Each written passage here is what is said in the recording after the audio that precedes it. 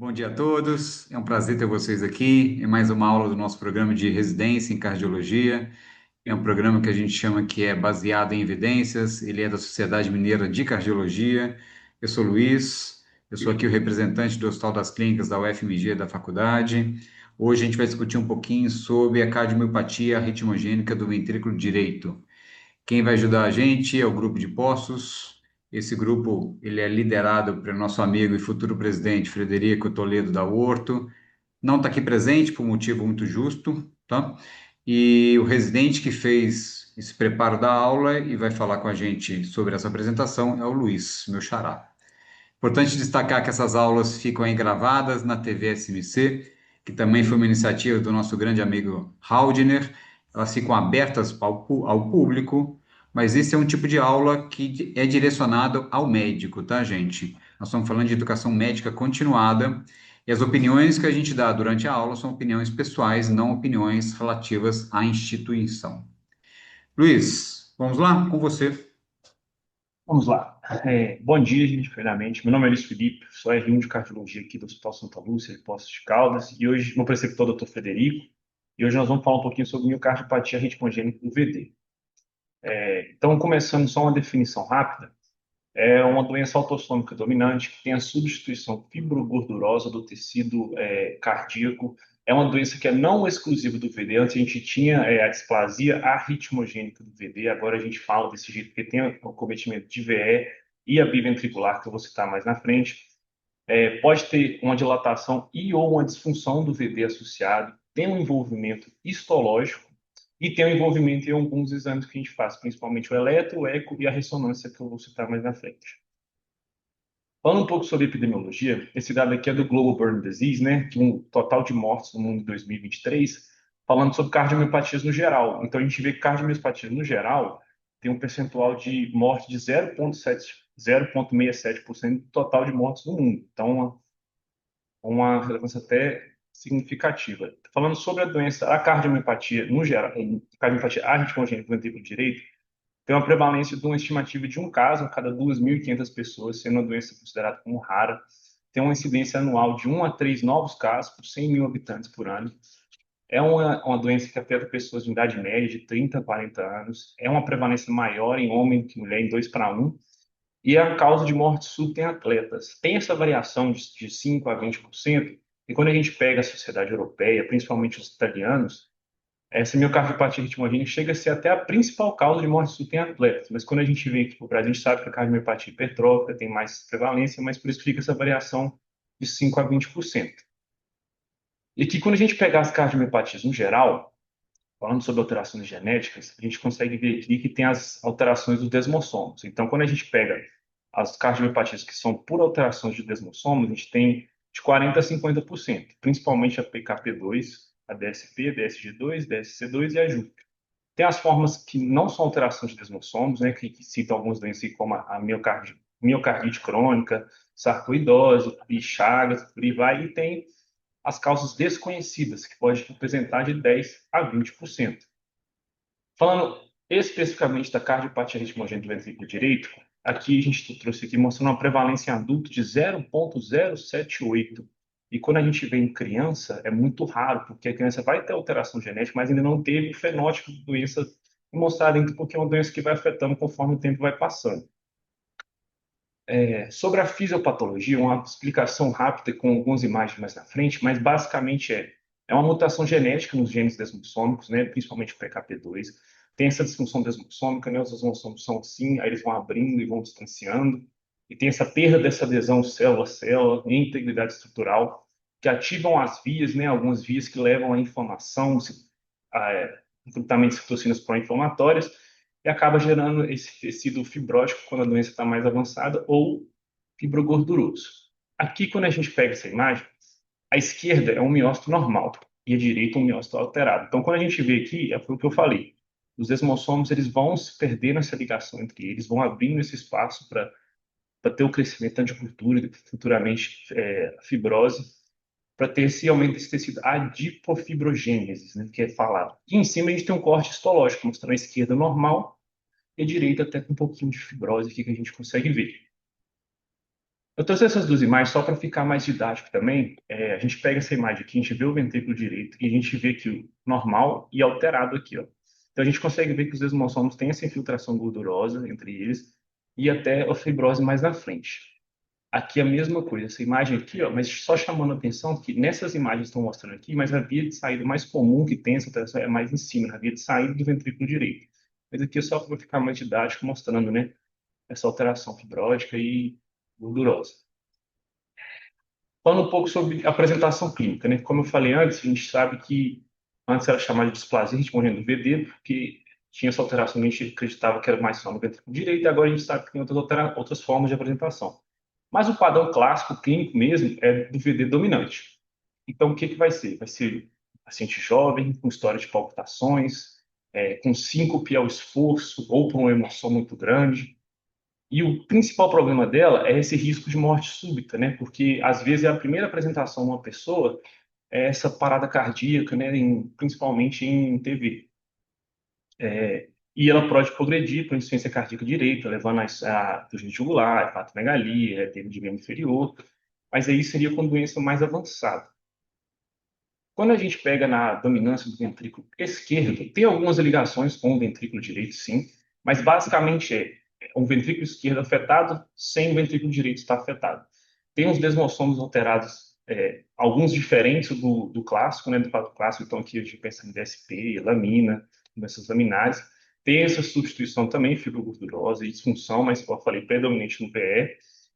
E aqui o que a gente pode pensar um pouquinho diferente, que às vezes tem uma dor torácica que lembra um pouco a miocardite. Também vai ter a TV com morfologia de PRE no eletro.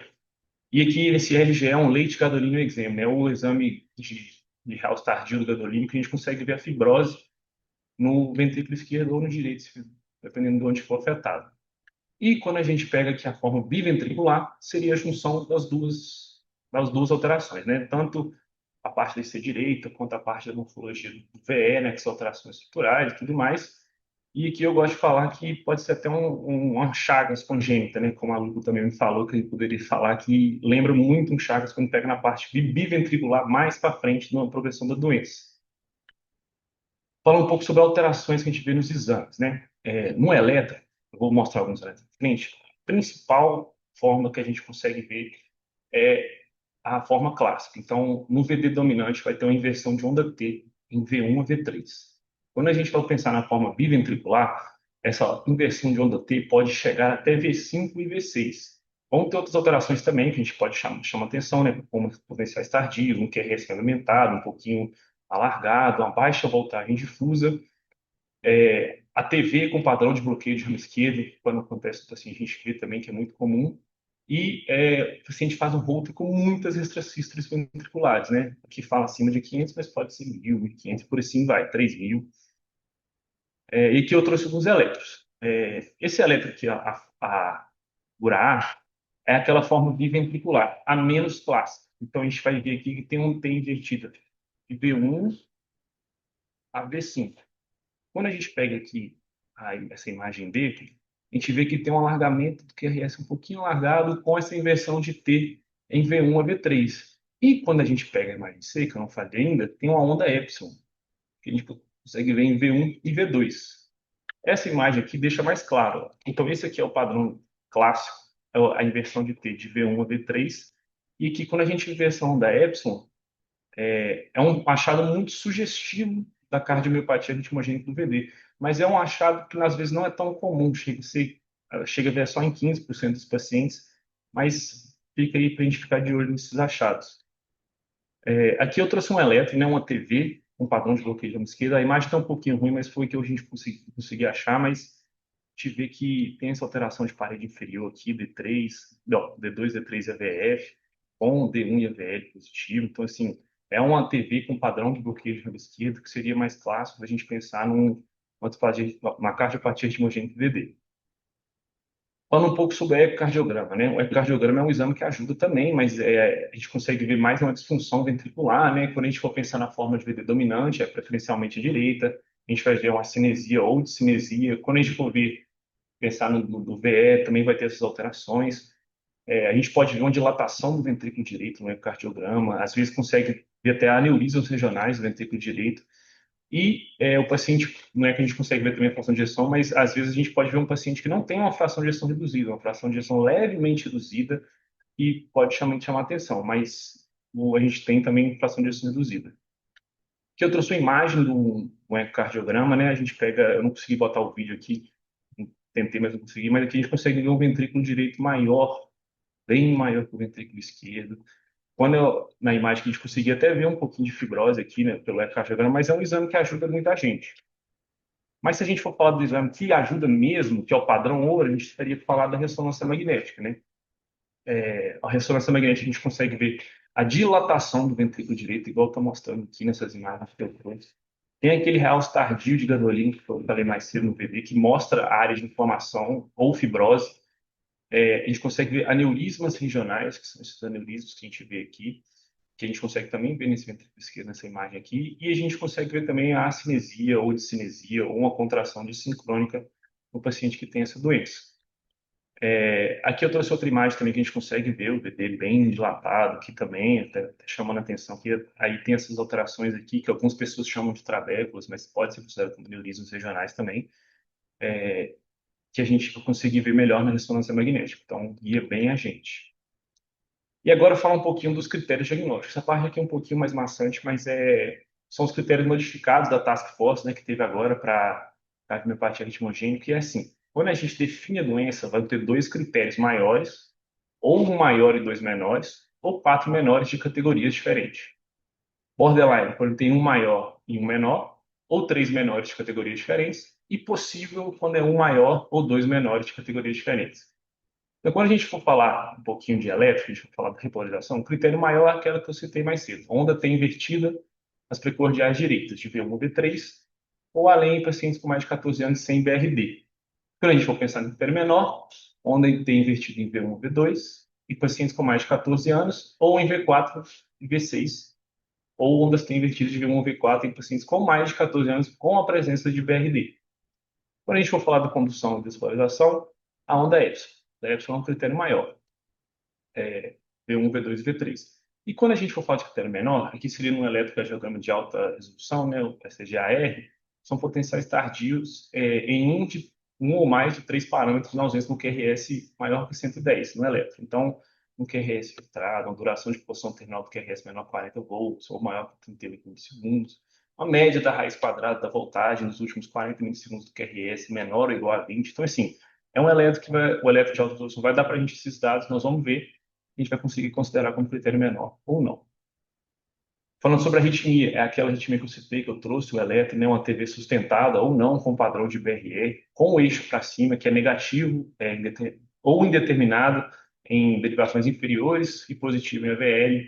Quando a gente vai pensar num critério menor, é uma TV sustentada ou não, com padrão de via de saída do ventrículo direito, né, o QRS positivo, derivação inferior e negativa AVL, ou de eixo indeterminado, ou maior que 500 exercícios ventriculares em 24 horas. A história familiar, que é importante, muito importante também para a gente, é um paciente que tenha a displasia ritmogênica confirmada em parente de primeiro grau, pelo critério, esse critério de Task Force é o que eles consideram como parente de primeiro grau, ou confirmado pelo anatopatológico, ou identificado a mutação associada, ou provavelmente associada a CVD no paciente que a gente está olhando. E quando a gente for pensar no critério menor, é uma história do CAVD em parente de primeiro grau, quando não é possível confirmar os critérios pelos critérios da força-tarefa. Então, acha que é um parente de primeiro grau, mas a gente não consegue confirmar pelos critérios.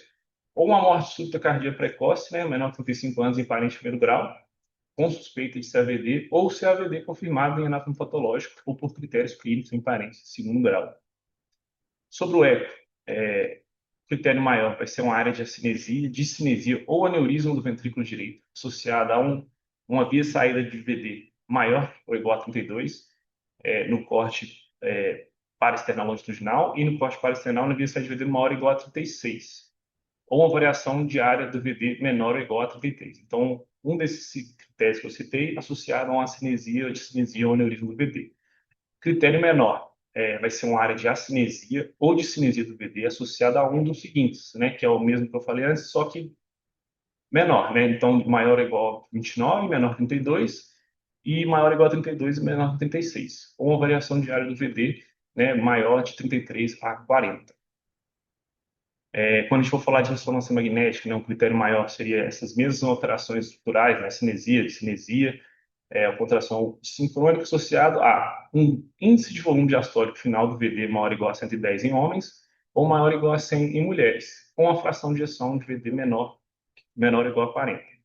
Um critério menor seria essas mesmas alterações estruturais que eu falei, porém, o índice de volume diastólico final do VD maior ou igual a 100 em homens, maior ou igual a 100 e menor que 110 em homens, ou maior ou igual a 90 e menor que 100 em mulheres, com a fração de ejeção do VD menor ou igual a 45, mas maior que 40. E falando um pouco sobre a parte histológica da caracterização tissular, o critério maior seria menor que 60% de miócitos residuais na análise morfométrica, ou menor que 50, numa estimativa, e tiver a substituição fibrosa da parede livre do VD, com ou sem deposição gordurosa, e pelo menos uma amostra de biópsia endomiocárdica. E o menor seria um critério de 60% a 75% de miócitos residuais. Quando a gente for falar de ventilografia direita, também vai ser, quando fizer a ventilografia, a gente vai ter uma cinesia regional, uma discinesia ou um aneurisma. Então, aqui, só para a gente entender, eu peguei tanto a forma do VE, a biventricular e do VD. Do VD, para a gente fazer os critérios diagnósticos, são esses que eu citei, né? Entre definitivo, borderline e menor. Quando a gente for pensar na biventricular, tem que pensar que é maior ou igual a uma anormalidade morfofuncional e ou estrutural, tanto do VD e do VE. E quando a gente for olhar do VE, como eu falei antes, é uma alteração estrutural do VE com uma mutação genética na ausência de cometimento do VD. Agora, quando for falar um pouquinho de testagem genética, que é importante nessa doença, é como se fosse o seguinte: a gente pegasse um paciente borderline, que é esse cinza mais claro aqui, e o paciente afetado, né? Esse aqui mais escuro. Nós vamos testar os filhos dele da mesma forma, tanto o borderline quanto o afetado. Vamos fazer testagem genética, vamos fazer avaliação cardiovascular. Se vier sem alteração cardiovascular, mas tiver uma variante na família identificada, nós vamos continuar a investigação. Mas se vier sem alteração cardiovascular, sem a variante familiar, não precisa continuar a avaliação. Agora, se tiver alteração que consiste com a cardiomiopatia retimogênica do VD e tiver a variação familiar, nós vamos continuar a avaliação. Eu trouxe esse quadrinho aqui do lado para mostrar que as doenças, as cardiomiopatias, elas são muito associadas com o gene. É a mesma proteína, mas com fenótipos diferentes. Então, assim, quando a gente pega, por exemplo, essa alteração desmossômica, né, do PKP2, que a gente vai pensar na cardiomiopatia ritmogênica do VD. Só que se a gente pegar, por exemplo, essa alteração do PLN aqui, ó, a gente consegue ver que tem a cardiomiopatia ritmogênica do VD e uma cardiomiopatia hipertrófica, também com uma cardiomiopatia dilatada. As doenças laminares da lamina também têm uma cardiomiopatia dilatada. Então, a gente vê que as doenças, no geral, de cardiomiopatia são muito interligadas, né, essa parte genética. Falando um pouquinho sobre tratamento, a gente sabe que o tratamento da cardiopatia congênita do VD é uma tração, um tratamento assim, vamos dizer, de várias coisas, né? Várias formas diferentes. Então, assim, a primeira coisa que a gente tem que pensar é modificar o estilo de vida. E nesse caso, não é para a gente promover o esporte físico, a gente vai restringir o exercício físico no paciente que tenha essa doença de qualquer forma, de intensidade alta. Então, restringiu. Nós vamos pensar na farmacoterapia também, e terapia com dispositivos, então, beta-bloqueadores, antiarrítmicos, CDI, a gente pensar nesses pacientes. E mais intervenções avançadas mais para frente, até uma ablação por catéter, para a gente pensar em terapias paliativas. Quando a gente for falar de terapia medicamentosa, uma farmacoterapia, nós vamos pensar o seguinte nos beta-bloqueadores. Pacientes que tenham TV recorrente, ou seja, está com CDI, está tomando choque, classe 1, nós vamos entrar com beta-bloqueador para ele. Agora, a classe 2A, que nós vamos considerar em todos os doentes que tenham um diagnóstico de cardiomiopatia ritmogênica do VD, independente se está tendo arritmia ou não. Então, aí nós vamos considerar. Quando a gente estiver falando de antiarrítmicos, que nós vamos pensar aqui na miodarona, por exemplo, classe 1 vai ser uma terapia adjuvante ao CDI em paciente que já esteja usando o beta-bloqueador. Então, o paciente tem um CDI, está com beta-bloqueador e está, às vezes, tomando um pouco, está tomando choque, nós vamos pensar em entrar com a miodarona. Pode pensar também no sotalol, para a gente conseguir diminuir esses sintomas arrítmicos do paciente para reduzir a quantidade de choque que está tomando. Quando a gente pensar na doença mais avançada, ela pode evoluir para insuficiência cardíaca, né, que eu citei mais cedo, tanto direita quanto esquerda, e aqui nós vamos fazer aquele tratamento padrão que a gente conhece, com quarteto fantástico, IECA, BRA, beta-bloqueador, diurese, de sintomas, e por aí vai que a gente já conhece. Falando sobre implante de CDI, que é uma das principais formas de conseguir tratar essa doença que a gente tem que colocar, aqui eu trouxe esse quadro mostrando as indicações de a gente colocar o CDI no paciente. Então, quando a gente pensar na indicação 1, que a gente fala é recomendado com certeza, é uma cardiomiopatia ritmogênica que tem uma PCR por arritmia ventricular. Beleza, isso aí a gente já conhece, a gente já sabe. Agora, uma cardiomiopatia ritmogênica com a TV sustentada tolerada também tem indicação do CDI 1. E outra indicação de CDI no paciente é uma cardiomiopatia ritmogênica com a fração de ejeção menor que 35, que esteja muito sintomático, ou seja, esteja NIRA 2 ou NIRA 3. Também recomendação 1 de a gente implantar CDI. Pensando agora numa recomendação 2A, uma forma razoável toda aqui, é um paciente que tem uma síncope possivelmente arrítmica. Então, assim, o paciente veio com a síncope, paciente jovem, que às vezes tem uma história familiar positiva, nós vamos pensar nessa síncope, opa, será que não é? Talvez eles vão pensar na cardiomiopatia ritmogênica e indicar um CDI. Ou a gente vai indicar também o 2A, né, para um paciente que tem a cardiomiopatia ritmogênica com fração de ejeção menor que 35, mas que esteja pouco sintomático, seja no NIRA 1, e também nós vamos indicar 2A, razoável de pensar no CDI, em pacientes que têm mutações de alto risco com a fração de ejeção menor que 45. Então, os estudos mais recentes mostram que essa alteração da amina aqui, ó, LMNA, só faltou A aqui, são as mutações que podem levar a mais cardiopatias ritmogênicas do ventrículo direito. Então, a gente pode pensar em indicar CDI para os pacientes que tenham esse tipo de mutação genética, com fração de ejeção menor que 45%. Falando sobre exercício físico, né? A gente está acostumado na cardiologia, exercício físico é fundamental para tudo, mas aqui é um pouco diferente, né? Bem diferente, na verdade. Então, assim, paciente que tem diagnóstico definitivo de cardiomiopatia ritmogênica do ventrículo direito não vai participar em nenhum tipo de esporte competitivo. Você vai contraindicar, não tem conversa. Pacientes que tenham assintomáticos, mas são portadores de uma mutação patogênica, ou seja, um filho de um borderline que falou assim, opa, tem essa mutação. A gente também vai aconselhar não fazer o esporte competitivo, tá? Então, zero esporte para pacientes que tenham tanto a doença diagnosticada quanto só a mutação genética, a mutação patogênica, né, genética. Aqui eu trouxe a tabela só para achei interessante, né, sobre exercício físico, trazendo alguns exemplos, né, de quanto maior a intensidade, menor a frequência que vai fazer. Só uns exemplos para a gente ver, né, quantidade de média que acaba gastando. Então, assim, ciclismo competitivo é o maior de jeito nenhum. Futebol, que a gente vê que é muito associado, né, principalmente aqui no Brasil, também não vamos aconselhar. Então, assim, basicamente foi o que eu falei. O paciente que tem essa doença vai fazer só yoga, não vai fazer mais nada, vai ficar só no yoga o resto da vida. E aqui eu trouxe alguns exemplos, né? Em 2012 teve esse meia italiano, né? O Pier Mario, que na Série B italiana teve uma morte cardíaca, uma arritmia súbita dentro de campo, que a gente pensou, a gente não, né? Foi pensado, né? Que foi a displasia ritmogênica do ventrículo direito. E trouxe esse exemplo agora mais recente, né? Do Juan Esquerdo, que foi em 2024, que estava jogando no Morumbi contra o São Paulo, teve a parada cardíaca, foi levado para o Einstein e depois acabou falecendo, né? Mas são alguns exemplos, né, de pacientes que provavelmente tinham suas cardiomiopatias, talvez a adventure, que eles não liberam todas as informações que tiveram infelizmente, essa tragédia dentro, praticando um esporte. E aqui fala um pouco sobre a ablação. Então, assim, a ablação, a gente tem que entender que ela não é uma alternativa para o CDI. A ablação aqui, nós vamos recomendar ela uma terapia paliativa. Depois que o paciente já tiver o CDI, já tiver com o beta-bloqueador otimizado, já tiver com a amiodarona também, tá tomando choque, nós vamos possivelmente pensar em fazer uma ablação paliativa para esse paciente. Mas, assim, é muito complicado e muito difícil, né? Tem abordagem endocárdica, epicárdica também, mas, assim, a gente praticamente vai lá, faz a ablação no lugar, mas às vezes tem outro lugar que foi afetado e fica uma tentativa, né? Vamos dizer assim. E só para resumir o geralzão da aula, né?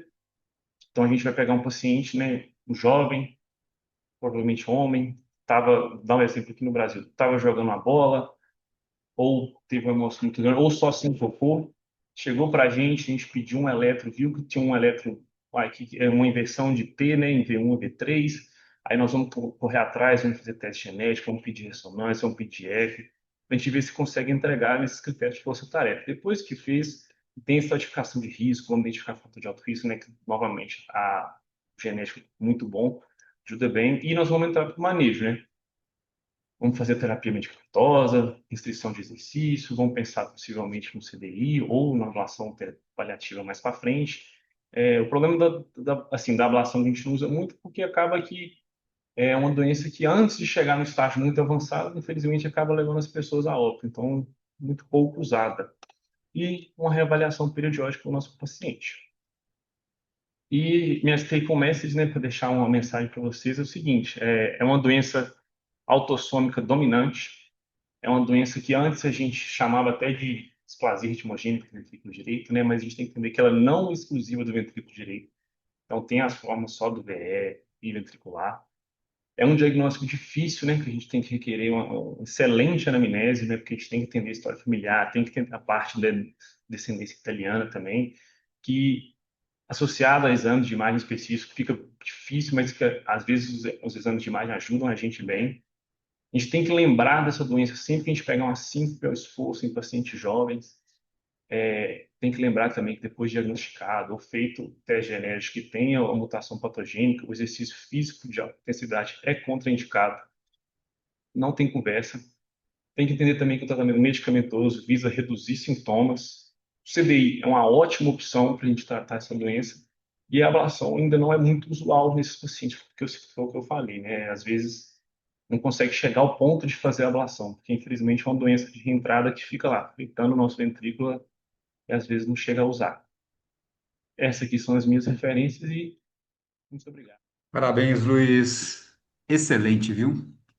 Obrigado. Haldner? Excelente. Vamos começar a discutir, gente? Como preceptor responsável não pode estar presente, vamos fazer o seguinte: dois modos. Eu vou deixar aqui um minutinho para vocês poderem levantar a mão e ver se tem algum tipo de pergunta importante em relação ao tema.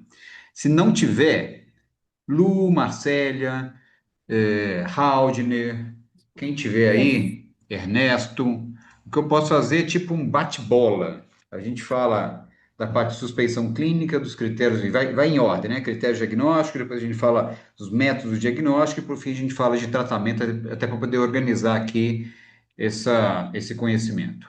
Ernesto, Luiz, você primeiro. Luiz, deixa eu falar primeiro rapidinho, porque o Fred me deixou incumbida, eu estou representando ele aqui hoje. Sério? Eu Eu acho vi a melhor, aula você melhor que o Fred. com o Luiz Residente, hoje eu estou aqui de representante Me ajudou oficial. muito, me ajudou muito. Parabéns, Luiz Residente, pelo empenho, pela aula, que ficou excelente, ficou de muita qualidade, você se empenhou bastante. E aí, só fazer as considerações assim iniciais importantes, né? Eu acho que assim, para começar, paciente jovem que começa a ter manifestação de palpitação e síncope.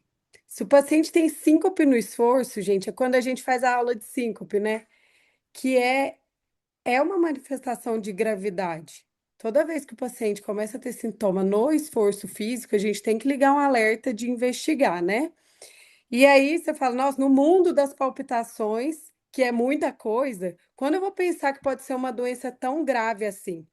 Então, a primeira coisa que a gente tem que olhar com atenção na história do paciente é ver história familiar, porque muitas vezes esses pacientes vão ter um contexto genético que a gente consegue ver, ah, não, mas fulano da minha família morreu assim, fulano morreu assim, então essa história genética é importante, a história familiar. Outra coisa, quando a gente pega o eletro e avalia a morfologia das arritmias, a gente sabe que as mais comuns são de via de saída, tanto do VE quanto do VD. E lembra lá que a via de saída do VD é um critério menor, né? Então você vai lá, nossa, o mundo tem displasia. Não, a gente tem que avaliar os outros critérios do eletro, avaliar a inversão da onda T, tem que chamar muita atenção se a gente vê esse critério. A onda Epsilon, que não é tão comum, mas quando você começar a ver entalhe, fragmentações no final do QRS, aquilo marca para a gente fibrose, marca que está doente e o sistema não está funcionando bem. Então, assim, o eletro vai ajudar muita gente. E tem um outro critério que a gente não colocou na aula, mas chama Hoffmeier, que é um critério de avaliar a morfologia da extracístole de via de saída do VD. Quando a transição dela é muito tardia, lá em V5, V6, quando ela é muito aberta, muito feia, entalhada, e quando ela tem a outra associação com a alteração da repolarização, ela é um preditor de displasia. Lembrar que o eco não exclui a displasia, porque o ventrículo direito, às vezes, a janela é ruim, né? Então, assim, ótimo. Se for um jovem magrinho, muitas vezes ele pode te dar a resposta se a doença já está mais avançada, mas diante de uma suspeita, a ressonância vai ser obrigatória, porque ela vai trazer muito mais informação para a gente, inclusive da quantidade já de realce e de fibrose. Eu acho que para o diagnóstico era isso que eu queria dar uma resumida aí. E aí, depois das perguntas, a Ernesto, gente fala de vamos tratamento. lá, por ordem. Depois Marcélia. Gente, bom dia. Dá gosto de ver aula boa, né? Então, parabéns, pela aula, Luiz. Muito bacana. E seria mais uma dúvida mesmo, né? Primeiro, até assim, eu gostaria de falar um pouquinho, até lembrar a síncope, né? A gente tem aquela síncope neuromediada, que a gente tem um paciente de pé, com pródromo, tem toda aquela história prévia de história benigna, né? Que já teve casos, recuperou rapidamente, com posição deitada. Mas aquela sim que o paciente faz durante o esforço, geralmente sentado e precedido por palpitações daquele desliga-liga, é um critério que a gente tem que tomar cuidado, né? Esse paciente, principalmente paciente jovem. Isso é uma coisa que a gente tem pegado muito no consultório. Essa semana eu peguei uma paciente muito jovem, desliga-liga, e realmente durante o esforço. É um paciente para investigar. Mas aqui vai mais uma pergunta, uma dúvida que eu tenho do dia a dia. Quando eu tenho um paciente sintomático e eu tenho aqueles critérios de onda T negativa, né, em V1, V1 a gente sabe que é um pouco esperado, mas acima de V1, né, V2, V3, V4, quanto que eu vou valorizar essa onda T invertida? Eu fico muito preocupado com isso. Alguns eletros vêm, o paciente é assintomático e não tem achado nenhum de exame físico ou então de exame complementar. Quanto que eu vou valorizar essa inversão de onda T a partir de V1? Essa Lu, que é. Posso falar?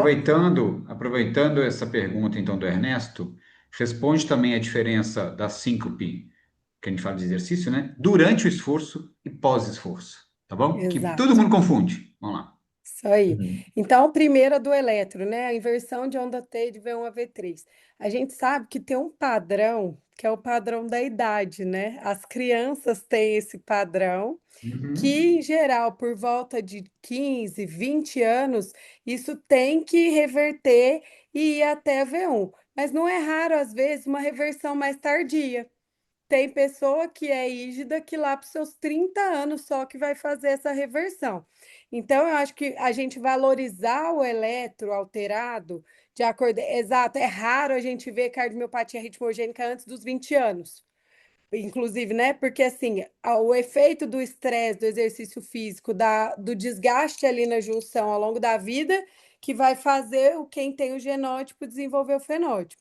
Então, isso vai aparecer um pouco mais tarde. Então, é quase na hora que a T fisiológica da criança está virando normal e ele continua, né? Então, se uma pessoa não tem nada de clínica e é só isso, eu acho que a gente tem que ser até os 30 anos, sem progredir investigação, se não tem clínica nenhuma, se às vezes você até já fez um eco é normal, fique em paz. Não tem extracício, não tem palpitação.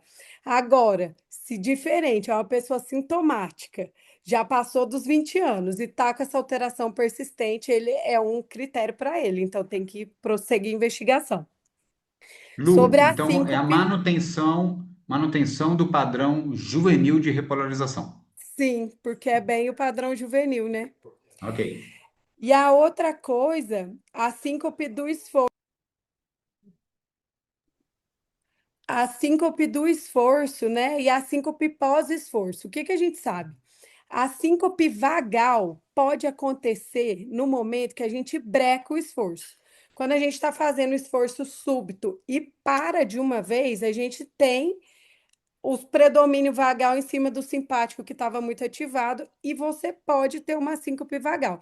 Mas ela é imediata após o esforço. É a hora que você parou, que você brecou. Diferente da síncope arritmogênica do esforço. A síncope arritmogênica do esforço acontece no pique. A hora que a pessoa está lá fazendo o máximo de esforço dela, ela vai sincopar. Então, assim, eu brinco muito, né? Quem cuida de síncope tem que gostar de conversar. Conversar com o paciente, conversar com os acompanhantes. Porque é o detalhe, é o mínimo na história. É assim, o senhor desmaiou, você estava jogando futebol, foi a hora que o senhor parou, que o senhor já ia descansar, ou que você tinha feito um pique muito grande e parou, ou foi na hora que o senhor estava no máximo, né? Então, síncope, a gente tem que ser muito rígido aí com a história. Acho que é isso. Haldner, isso aí, Lu. Ô Lu, parabéns. Era exatamente isso que eu queria te perguntar. Ontem eu peguei um rapaz de 14 anos, passou nas categorias de base do Cruzeiro, e diabetes tipo 1. E ele tinha uma inversão de onda T de V1 a V3. O colega que atendeu esse paciente pediu um ecocardiograma suspeitando displasia ritmogênica do ventrículo direito. Ecocardiograma absolutamente normal, lembrando esse padrão juvenil que até o Luiz comentou. Foi bem, essa colocação sua foi perfeita. Lu, agora te pergunto: todo paciente com inversão de V1 a V3, eu tenho que fazer o ecocardiograma rastreio nesse paciente, ou eu tenho que fazer a correlação clínica, e se esse paciente não tiver nenhuma história de síncope ou equivalente, eu não necessariamente eu tenho que fazer o ecocardiograma, um Holter nesse paciente? Qual que é o comportamento, o fluxograma desse paciente com inversão de V1 a V3 no paciente mais jovem? É igual. Perfeito, Haldner, a pergunta. É o padrão do jovem, é o padrão da normalidade para a idade dele. Ele ainda não tem 20 anos, a gente não pode falar que ele tem doença, porque é o padrão da idade dele. Se o paciente é totalmente assintomático, sem história familiar, sem nada, o laudo dele é eletronormal compatível com a idade. Acabou aí. Agora, se o paciente tem qualquer sintoma, né, ou uma história familiar rica, já que a gente está falando de um menino que a gente está em uma avaliação pré-participação esportiva competitiva, aí é um. Mas mesmo assim, com 14 anos, para te falar a verdade, a não ser que ele vai ser investigado se ele tiver ou sintoma, ou se ele tiver história familiar que te deixe suspeita. Não vai ser o eletro causador da sua investigação, porque o eletro para a idade dele é normal, certo? O Agora, que sim, a Federação Italiana, ela se comporta diferente das outras, porque realmente a prevalência da doença lá é muito maior. Eu tenho paciente que tem displasia aqui, eu tenho um, e o sobrenome dele ele é italiano do norte da Itália, exatamente do lugar da displasia. Então, lá eles são mais rígidos, então eles não liberam pré-participação esportiva sem ter eco e teste ergométrico para ver se não faz nada no esforço. Mas é por causa da prevalência da doença, que é muito diferente da nossa, né? Então, acho que é isso. Lu e Haldner, tudo que vocês estão falando é reforçando a conjunção entre história clínica, história Exato. familiar e eletrocardiograma. Nada é feito de forma isolada, né? Ô, ô, ô, Haldner, Luiz, só um detalhe. Eu acho que a Lu foi perfeita. Eu gosto mais dos comentários dela. Eu acho que das doenças que a gente. Lu, tudo que a gente tem que correlacionar é clínica, eletrocardiograma, raio-x de tórax e ecocardiograma.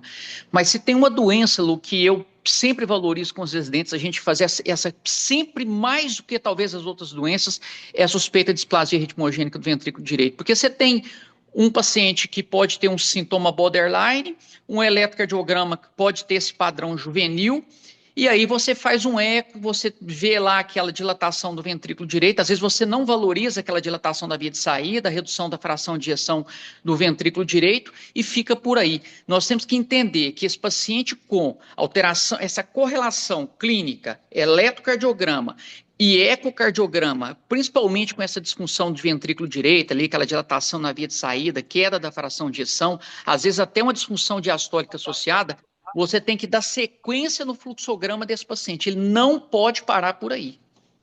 E outra então coisa que eu acho muito. aproveitando, vai lá, eu Perdão, ia fazer uma só ia falar pergunta. mais uma coisa. A gente fala muito em avaliação pré-participação esportiva, mas ninguém fala quando que vai reavaliar esse paciente. Se ele não estiver jogando no na seleção praticamente, muitas vezes ele não tem a reavaliação periódica.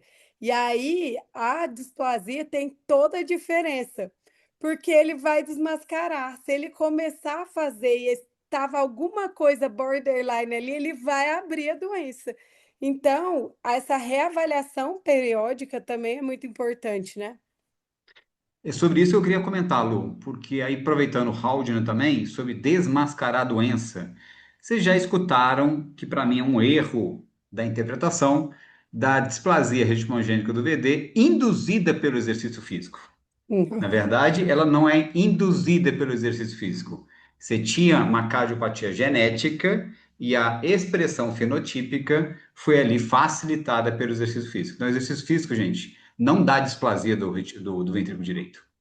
Tá? Exato, elas desmascaram. Igual ontem eu até contei para o Luiz um caso, é mais ou menos o que o Haldner descreveu. Era um menino que na avaliação pré-esportiva dele, ele não tinha muitos sintomas, mas o eletro já tinha extracístole, já tinha extracístole no eletro, e tinha alteração da repolarização. E ele foi jogar futebol. E ele foi, seguiu a investigação até o fim, fez eco, fez ressonância, ele tinha dilatação de ventrículo direito já na ressonância, tinha extracístole, tinha alteração eletrocardiográfica, pronto, fechou o diagnóstico. Embora era tudo sutil, ele fechou o diagnóstico. E ele foi proibido de fazer atividade física. Pronto. Só que ele era muito bom de bola. E ele jogava na Espanha. E aí ele continuou jogando. Aí um belo dia, ele tinha retornado ao Brasil, jogando futebol, ele parou em campo. E aí o pai era médico, reanimou ele. Ele saiu sem sequela, foi desfibrilar tudo em campo, saiu sem sequela. Mas, gente, e esse eu consegui ver as duas ressonâncias, porque ele tinha ressonância pré, 2 anos, e tinha uma ressonância do evento pós, na hora de pôr o CDI. E era assim, catastrófico a evolução em 2 anos de esporte competitivo de verdade.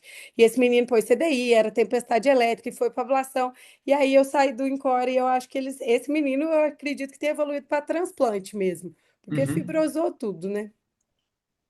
Ô, Pessoal do Luiz, Triângulo Mineiro, que levantou a mão.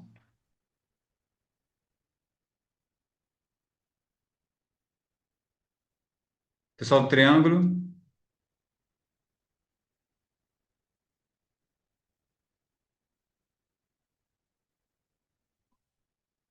conseguiu abrir o áudio? Bom dia. Bom dia, pessoal. Tudo bem? Tudo bem? Professor. Prazer. Tá baixo o som, professor? Chegar perto.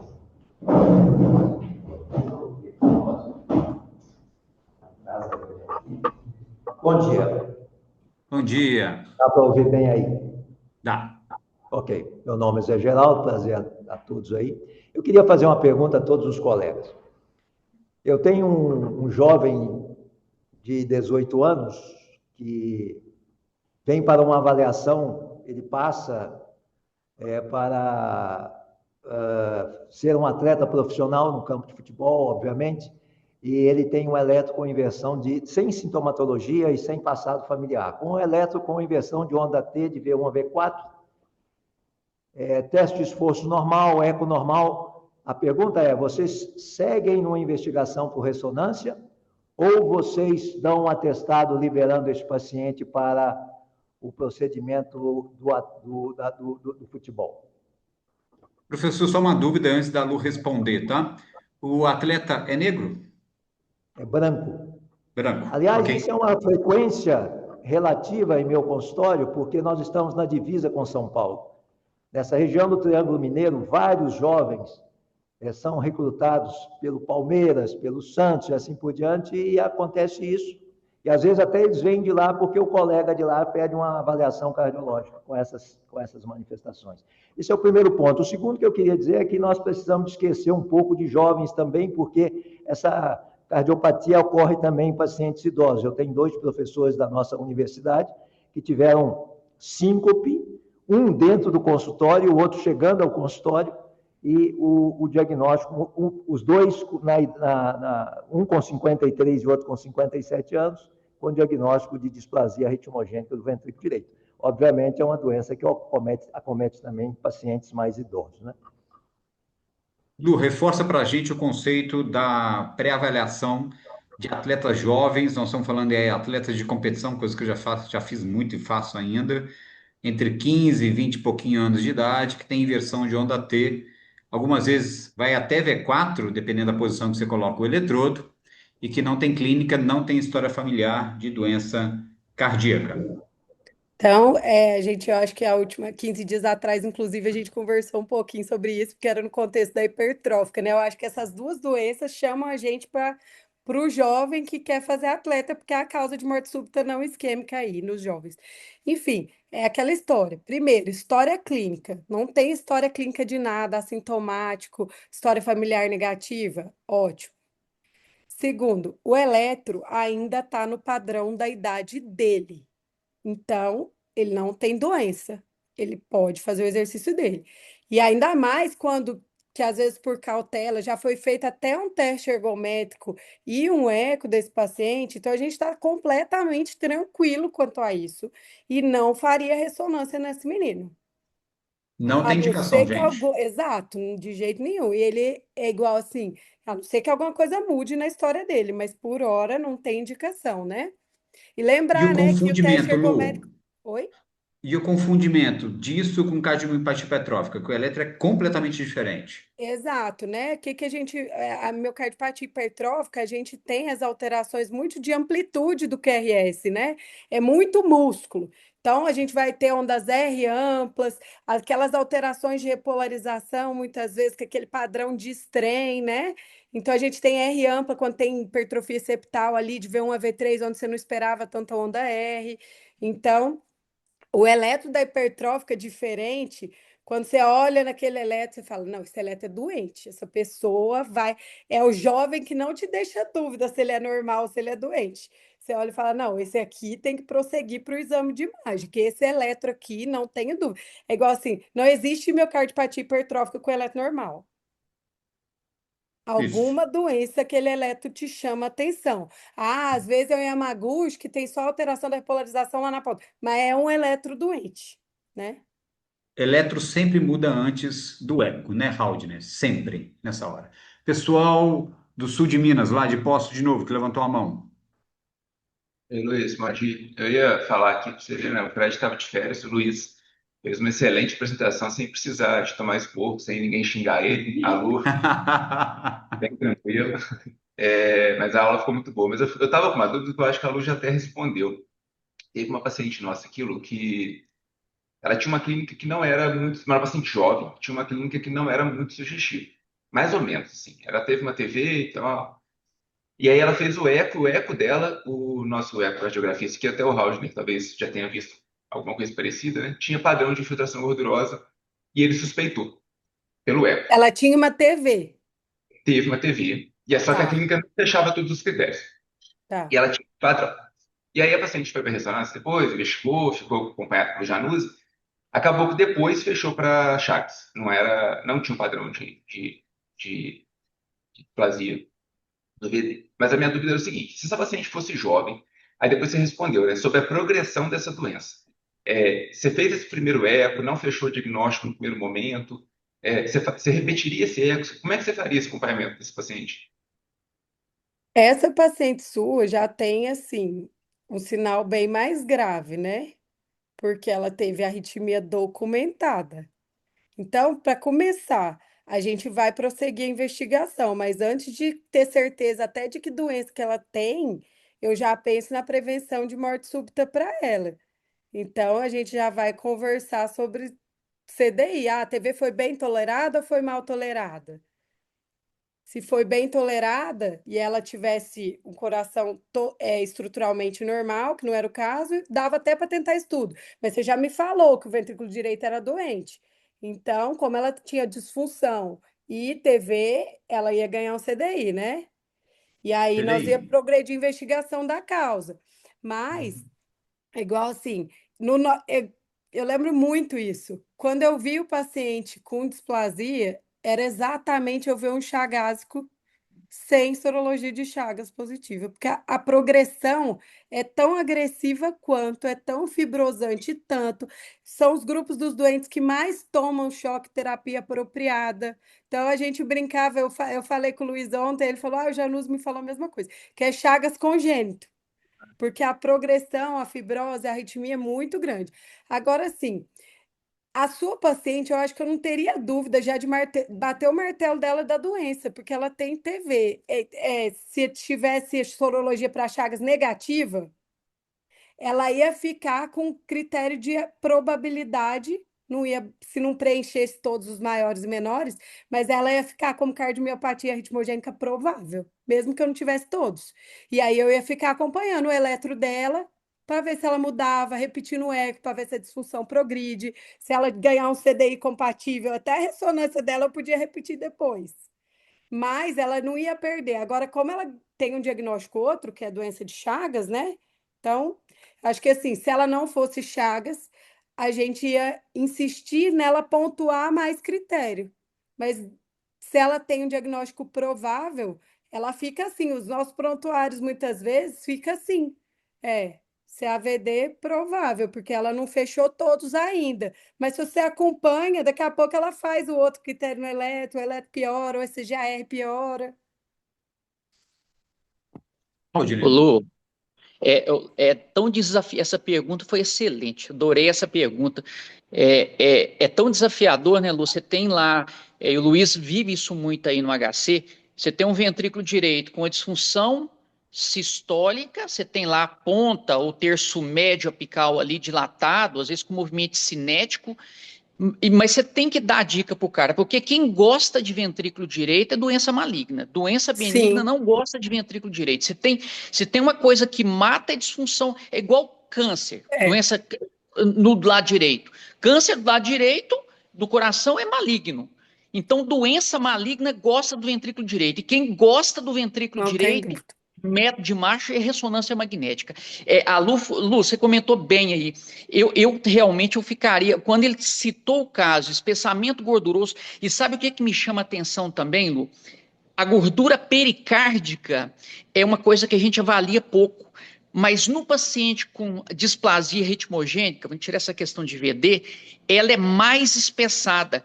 E ninguém avaliou isso até hoje. São análise de observador, mas me chama muita atenção, na displasia ritmogênica do ventrículo direito, a gordura epicárdica, que é fisiológica, ela muda a textura, ela fica mais hiperreluzente, isso é chamativo na displasia ritmogênica do ventrículo direito, e eu não vejo isso tanto no paciente com cardiopatia chagásica, mas são diagnósticos malignos e que cai bem a ressonância magnética.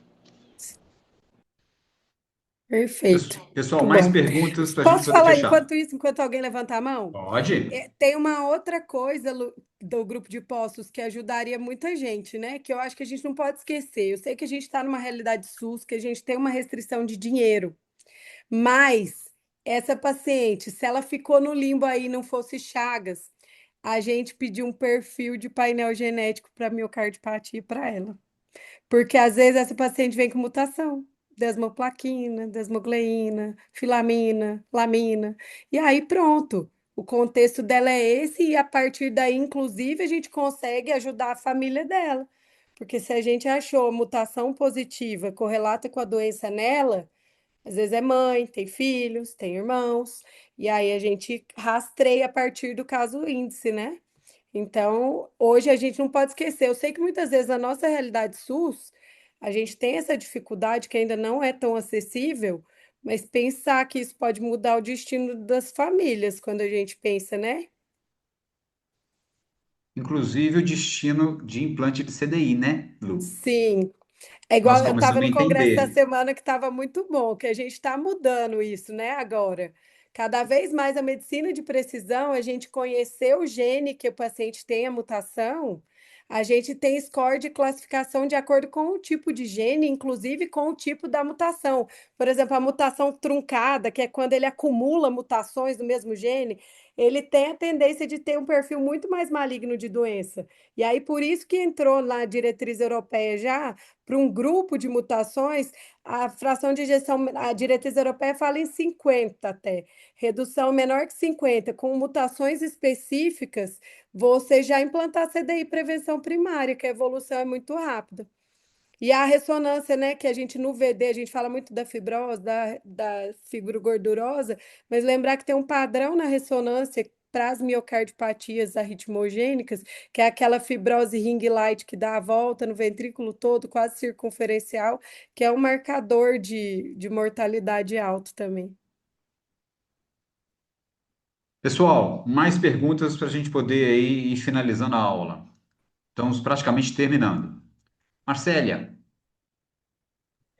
Gente, eu tenho uma pergunta muito específica, até por não conhecer sobre genética. É que a gente sabe que essas miocardiopatias, elas podem dar o teste genético negativo, e isso não descarta a miocardiopatia. E eu fico na dúvida se você pega um caso, pode ser de arritmogênica do VD, pode ser de hipertrófica, que o caso é característico, né? Exame de imagem, e o teste genético deu negativo. É, como que fica os descendentes precisam de fazer investigação? É porque tem alguma proteína que ainda não foi mapeada geneticamente pela genética dos exames genéticos, então eu vou precisar de olhar esse descendente ou não? Fazer o exame É muito genético. legal, né? É muito desafiador, né? Eu falo assim, que talvez a doença com pior rendimento genético é Brugada. Só 30% dos Brugadas tem mutação identificada. Mas as outras até têm um rendimento perto de 50%, né? Miocardiopatia hipertrófica, cardiomiopatia, a gente consegue diagnosticar muito. Mas até a amiloidose, né? A amiloidose tem a forma que é selvagem, que acaba sem mutação. Fazer o quê?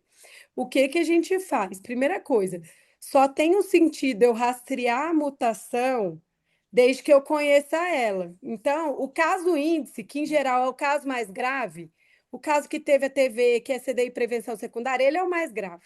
Se E você ele vai dar não achar a positivo. mutação nele, você não vai achar nos outros. E ele vai dar Então, positivo, né, minha amiga? não achou nele, infelizmente, a gente não vai rastrear o restante da turma. A gente não vai rastrear genético, a gente vai rastrear o fenótipo. Por quê? Se ele tem o fenótipo, ele tem a doença. É a gente que não conhece o gene que ele tem defeito, Ok. certo? Então, ele tem o fenótipo positivo, ele tem a doença. Então, nós vamos procurar o fenótipo na família dele, nos irmãos, nos filhos, nos pais. Agora, se ele não tem a genética positiva, não adianta gastar dinheiro com os outros, porque não vai ter rendimento. Pronto. Agora, se tem Beleza. positivo, você procura tanto o fenótipo quanto o genótipo nos outros, porque aí você tem mais uma coisa.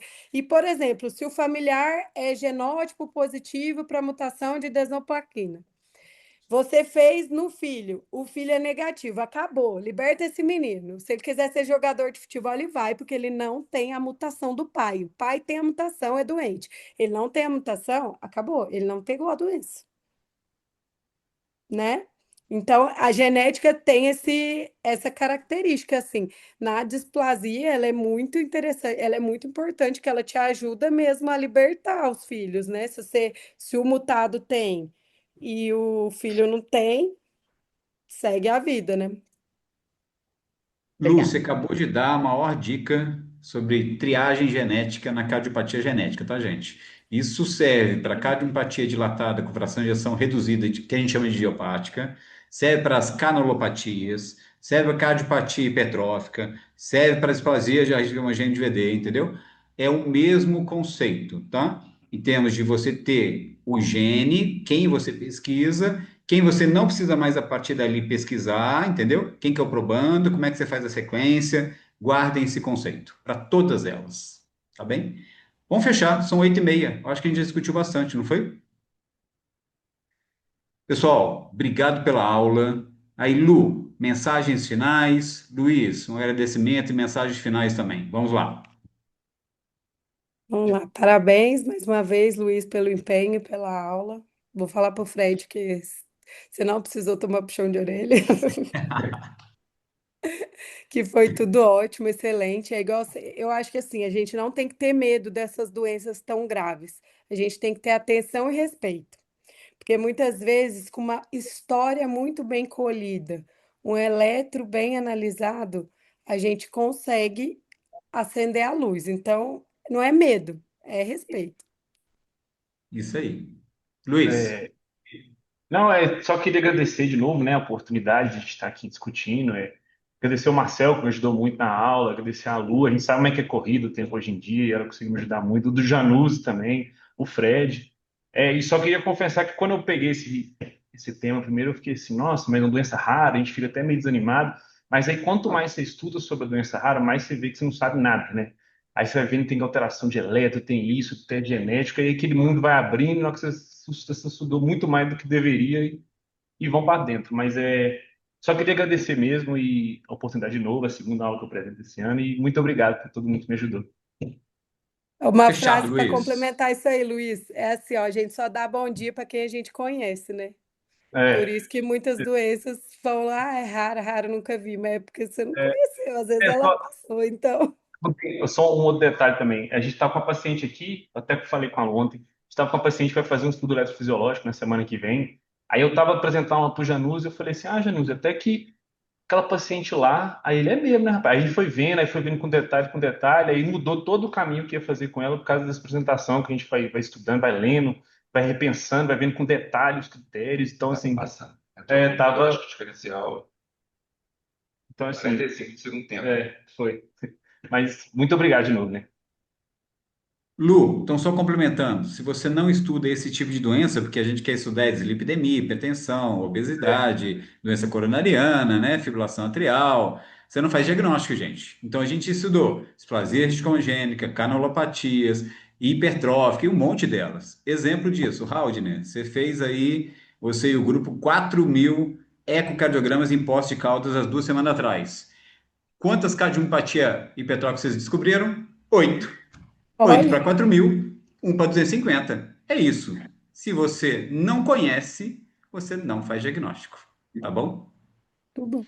Pessoal, parabéns pela aula. Obrigado.